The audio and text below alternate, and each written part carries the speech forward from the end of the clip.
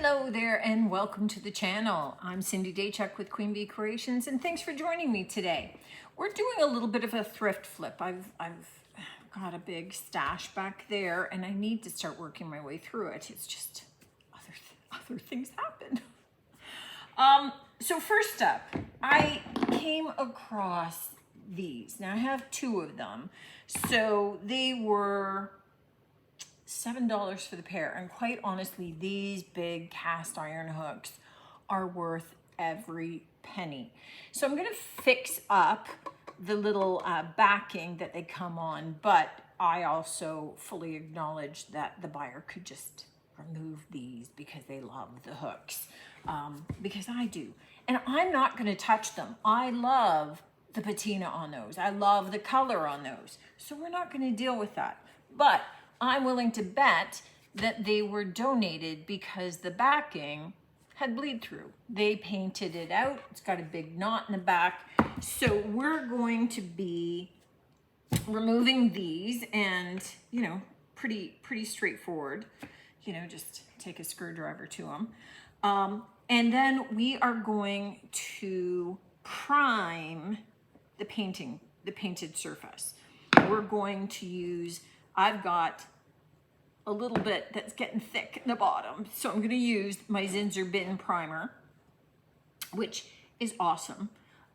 So you could use it, whatever basic stain blocker that you have. DIY has a stain blocker in white and clear. Shellac would work because we're painting over top. So whatever you happen to have on hand, if you have to run out and buy something, this is available in your local hardware store, I'm sure, without knowing where you live, but I'm sure it is. It's a pretty popular product. So I'm going to get these primed, and then I'm going to think about color.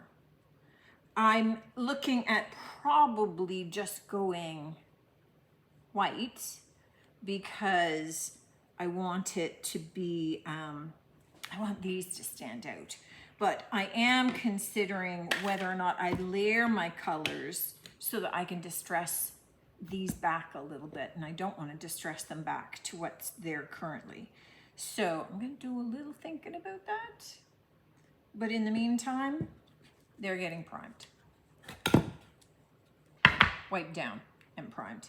And I'm putting these off to the side so nothing happens to them because they're gorgeous. All right, so those are getting primed. This. Now I thrifted this. I love this little planter. I was thinking of this little planter for me because it's got the bee on it. Queen bee, the bee, right? But as so often happens when you thrift things, they put the stickers in places they shouldn't. Here, took the finish right off. So we need to fix that up. So I'm going to paint it Queen Bee by DIY. It's not going to be the finished color, but we are going to distress back to this. So I'm going to paint it Queen Bee. Just, I'm filling you in because you guys are coming back for the main project part, not the watch me paint a planter part, right? I was gifted this big jug by a customer. Now, it's a glass jug. Obviously, they've painted it out. We're just going to zhuzh it up a little bit. So I'm going to paint it Apothecary. I love this pale green because we're going to do a transfer on it. So I'm going to get it painted out in Apothecary. And then we'll see. I may do some distressing. I may do some aging, but I may wait till we get the transfer on that. So we're doing that. What else are we doing? I've got this old cutting board. It feels like it's been kind of oiled and greased up a little bit. So I'm going to start with some old 57 by DIY and see how that goes. See how much resist I'm getting. If I'm getting some resist, I'm going to use that as part of the process with it, which means we'll be back and we'll talk about that and see how that goes. But I kind of thrifted this. It was, oh, okay, so this one was free. This was $2 because ugly finish. And I thrifted this little tin windmill for $1. Well, I thrifted 2 of them for $1, but we're only using 1. This little garden windmill welcome sign. So we're gonna marry those 2 together. So this is gonna go bright blue to start. It's not gonna finish there, but bright blue to start. We're gonna do some Zinsser Bin primer. So I've just got some basic painting to do. And you know, you guys just blink and I'll be back. But take me a little bit. I just wanted to come on quickly. I'm in the midst of painting second coats and things on our items. And I just wanted to give you an update on where we're at. This one, our little bee, has gotten a nice solid coat of Queen Bee by DIY. I'm gonna tone it down by painting it crinoline, but I want to be able to distress back to this. So what I am gonna do is I'm gonna seal it with, I'm using the liquid patina just because I have it open, but you could do any top coat of your choice. I'm gonna seal it and then I'm gonna paint it with 2 coats of this crinoline, which is like a creamy taupe. And then we'll be back to finish that off. While I'm top coating things, I'm gonna top coat this big jug. So I need it sealed, and it is gonna be better with top coat than with wax because I still need to attach things to it and I don't want the wax to resist that. So that's happening with that one.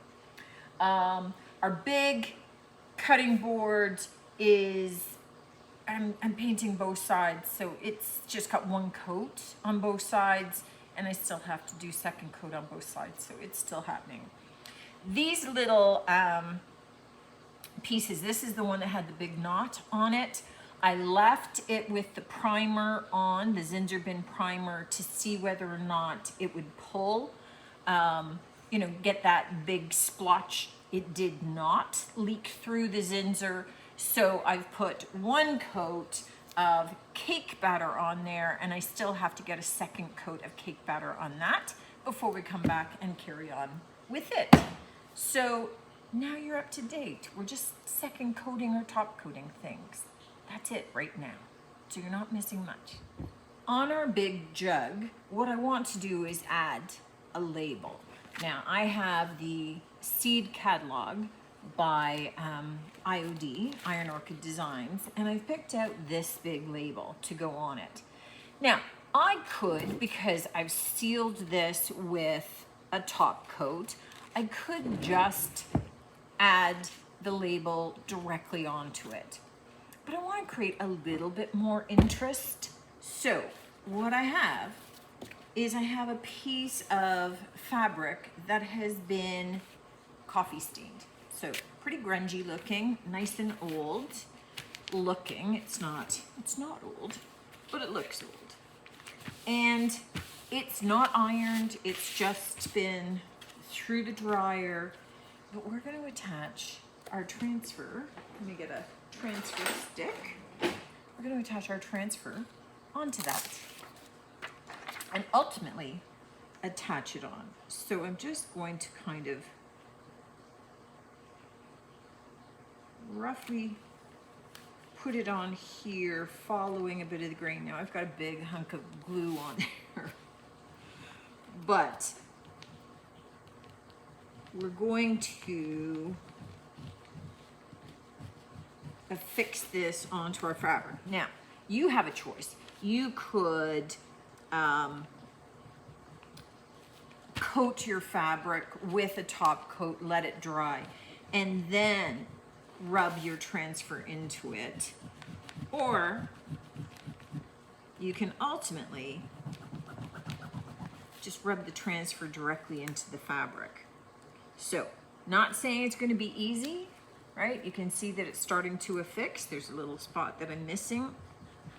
Takes a little bit of work, but it can be done. And so that's what I'm going to do.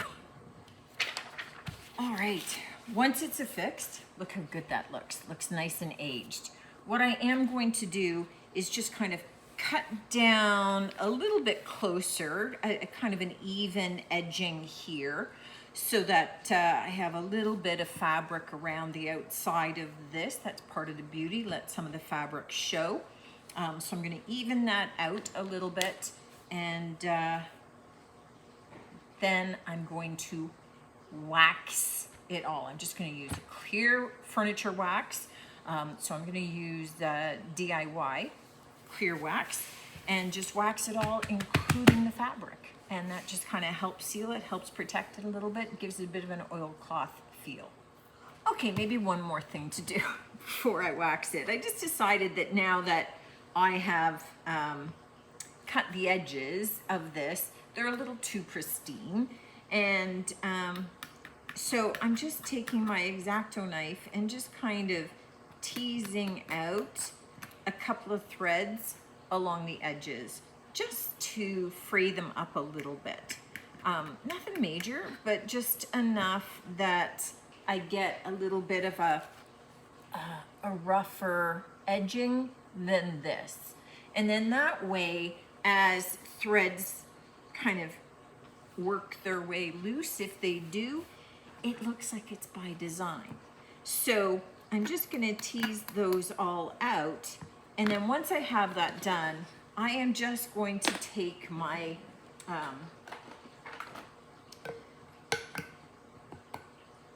my clear DIY wax, just gonna take a chip brush, and I am just going to cover the whole piece, including those edges. And it just kind of helps seal the fabric a little bit, helps kind of seal and protect my transfer a little bit. And then I'm just gonna leave that to dry overnight before we finish off our jug. It's time for us to finish off this little project. Now, what I want to do, we have that bright yellow, that kind of goldenrod mustardy yellow. I want to wet distress back to it. And if you recall, we had sealed over top of it. And that was to make this part of the process so much easier. It decreased the likelihood of my wet distressing through both paints and down to the base color, considering what I really wanted was to highlight that kind of queen bee yellow lying beneath. So what I want to do is just take a damp cloth. You could use a wet wipe for this if you wanted. And I just want to lightly distress some of the edges. I wanted that emblem, that little queen bee emblem, to stand out. And we just go and we're gonna wet distress as much as we want to.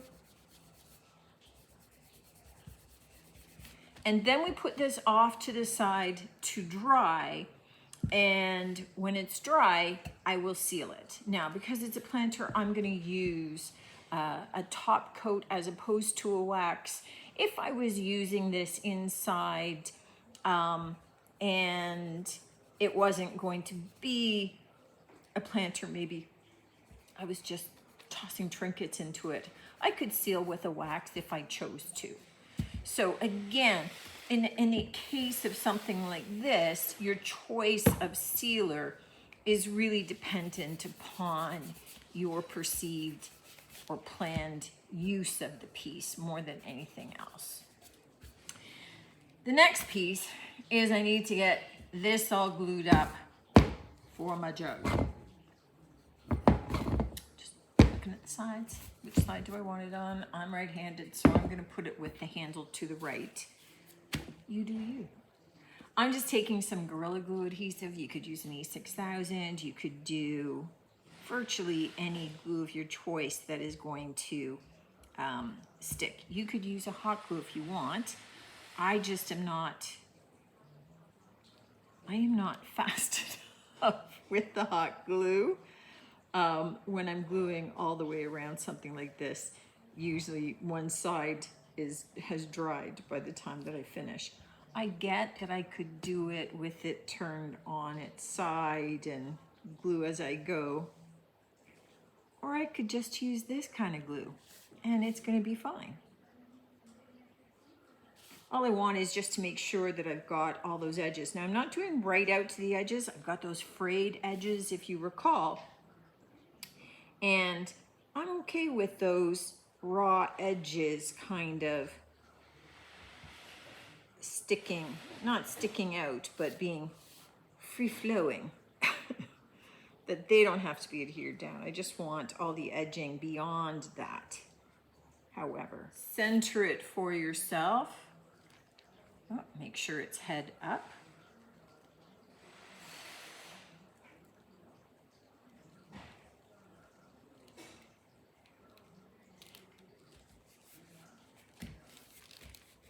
And then glue it down. For our two little backing boards, these are for our big hooks. We painted it in that cake batter color, and our hooks are kind of in a green. So we're looking at maybe toning this down a little bit, but I still want to have that contrast of those colors. So what I do have is a little tiny bit of watering here, and I'm just going to take a little spoonful of white, so beadboard by DIY, and maybe just a tinge more. And I'm just mixing this together to make a really pale wash. And I've got a cloth for dabbing it away, and you'll see right now how light of a wash this is. See how runny that is? See how light that is? And then I'm just going to be kind of drying it off. I'm just looking for this to kind of soften. I'm not looking for it to stand out. I still have another step with the finish of this. I'm just gonna let this dry into it a little bit more before I wipe it away.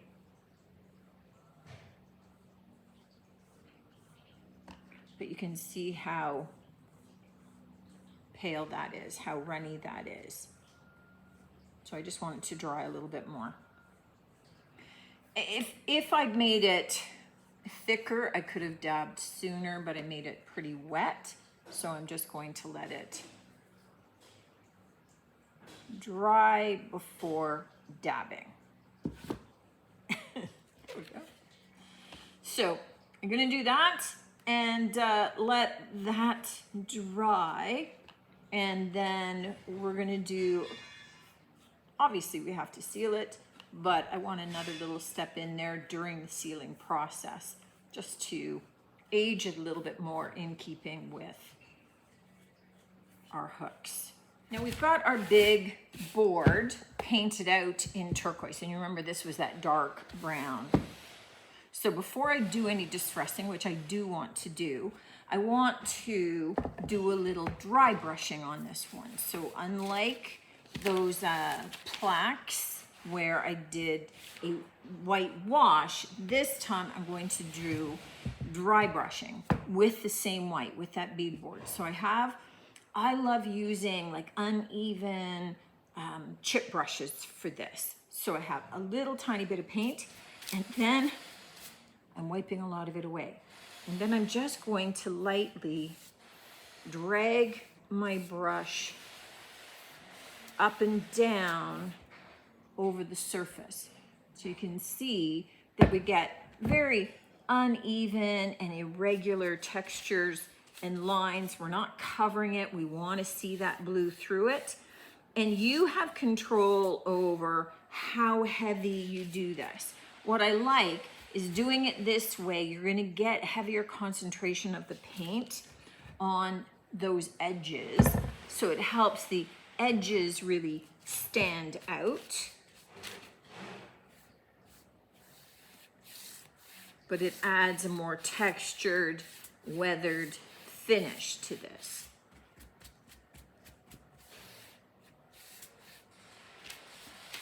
And we know that we've got that dark wood below it, so that when I go to do some distressing around the edges, I'll have that contrast. Busy day with all the boys on the sides of me here working.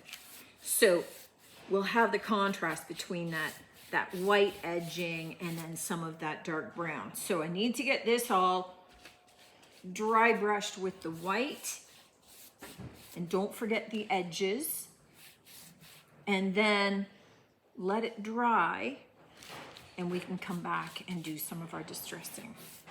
For our boards, now that they've dried, I just want to distress some of the edging a little bit.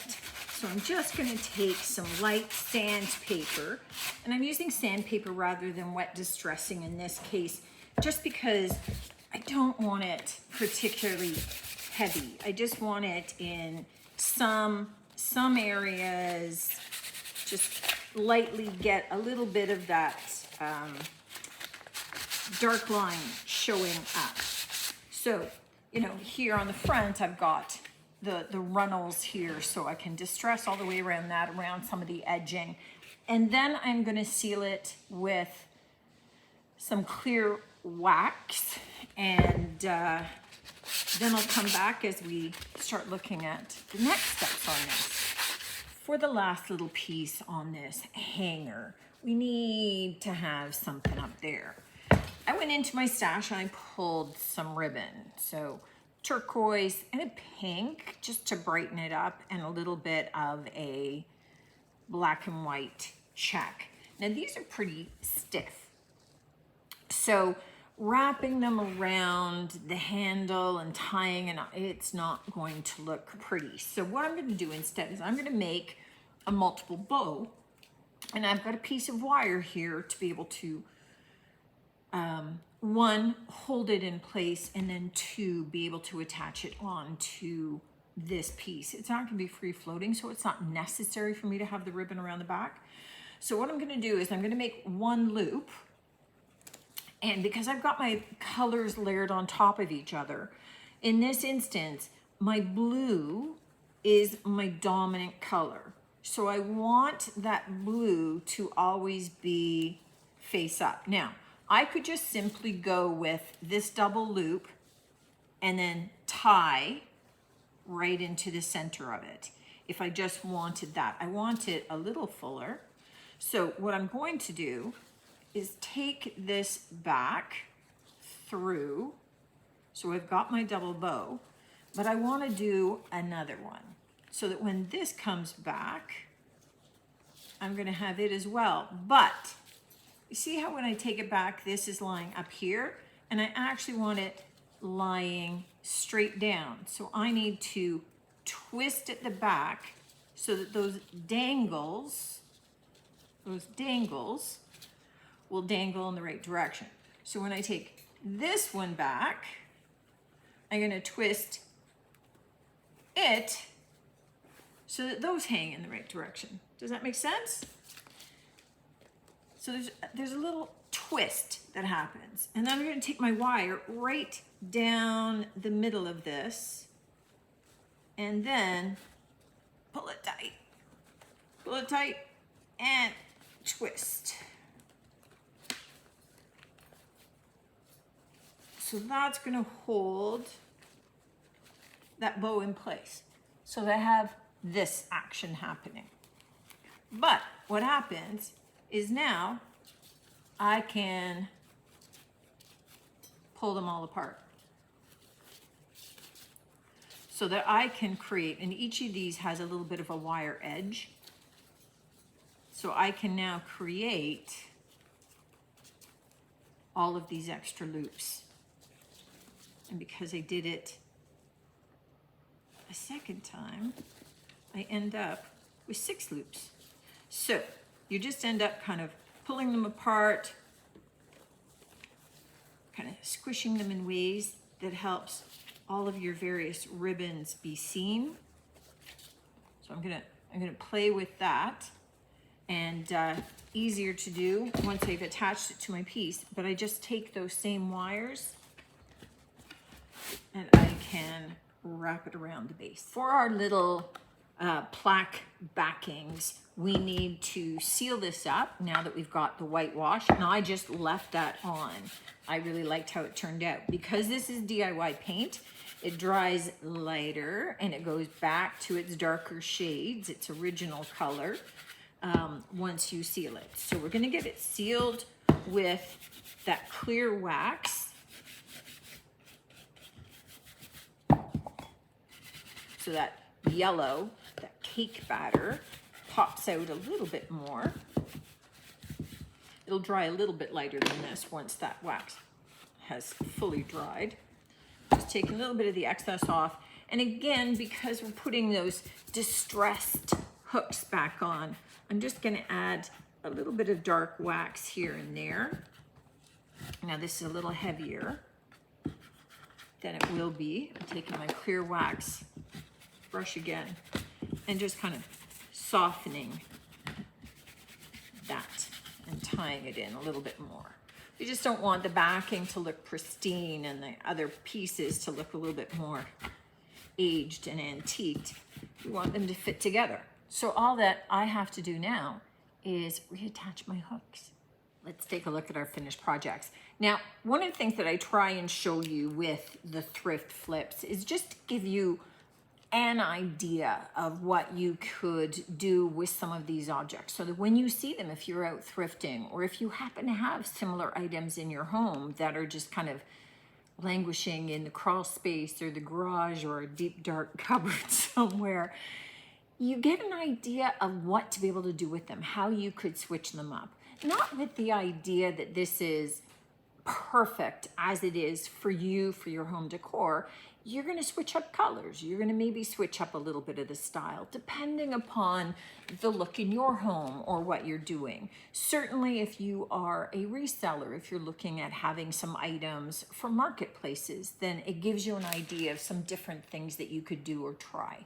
You know, this one was a super easy little project. It was an unanticipated project. I didn't mind how it was before, but those darn stickers don't always get placed the best place they should, and you end up with finishes ripped off sometimes, and you either re-gift it to the thrift store or you do something with it. And as it turns out, I really love that queen bee color behind it. It's still looks kind of old world. It's not a bright in your face. It's got that mustard yellow kind of look to it, and it kind of highlights my bee a little bit better. So, you know, whether you choose to use this as a planter or you're using it, you know, with maybe some big condiment bottles on your table, or cutlery for, you know, out at a backyard barbecue, or, you know, a floral arrangement. It's got a lot of versatility, and I think it's super cute. We did our big glass jug. Now this one wasn't necessarily thrifted, this jug. It was gifted. So, you know, thrifted or gifted is usually the way it goes. I have a lot of customers that drop off things that they think are cool, don't know what to do with them themselves, but think, hey, love to see it in a video. Love to see what you would do. And this just becomes a little bit more fun. What I did do is I added just a little piece of jute up here and a couple of little old vintage keys that I just bought a whole whack of them. You can see I've got them here, all kinds of different keys and some little shapes and things off of Amazon. I'll try and remember, drop a link in for you so you can check it out. But I just like having them on hand for little projects and little add-ons. And, you know, I think it just adds a little something. But we did the transfer on the fabric, and, you know, we added it. So it adds a little bit of a textural element, you know, with these roughed fringe edging that you wouldn't get if you just applied the transfer directly to the jug, but you certainly could do that too.